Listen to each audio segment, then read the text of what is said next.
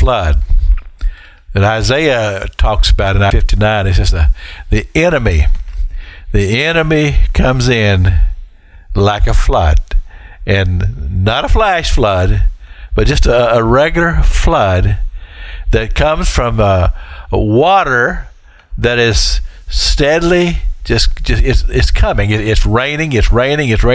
Not a real strong downpour, but just every day it's just raining. The waters are rising.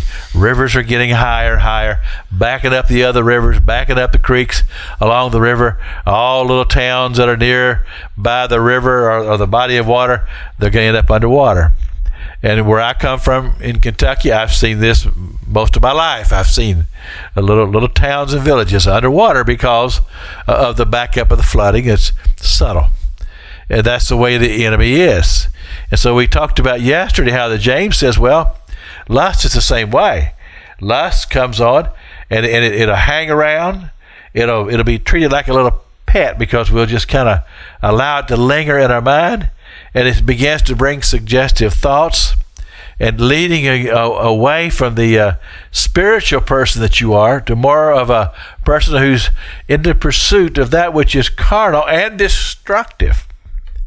And James says that when it conceives, it'll bring forth sin.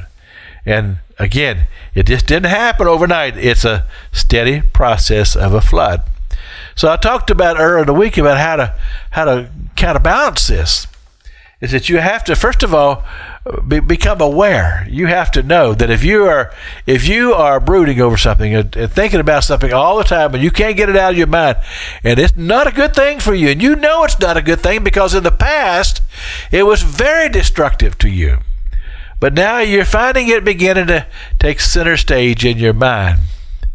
Well, the thing is that the mind, you've heard the expression, it's the devil's playground, because if he can cause the mind to not be disciplined and to not take authority over the things that are being suggested or whispered in your ear, that would cause you to go off and do something that you know is not right. You see, that's all the working of the enemy. It's very subtle, like a flood.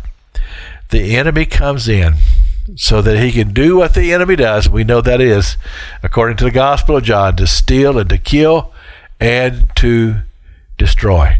And destruction is very much a part of who the enemy is. He wants to destroy any resemblance of faith, to where there would possibly be faith alive someplace. Some person who is standing in faith, he's going to come against that. And he's going to bring all kinds of beguiling things and all kinds of circumstances to begin to erode your desire to stand firm, your conviction. And he's going to weaken you. And he's going to cause you to be put in a situation to where temptation has been put in front of you. And now the question is how do we deal with it? Well, James tells us very, very clearly. He says, draw nigh to God. Feed your spiritual person.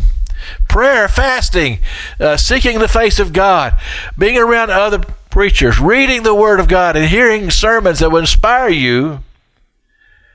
And then, as you build yourself up to your most holy faith, you just rebuke the devil. Rebuke him. This is Pastor Jack King with the Gospel on the radio broadcast.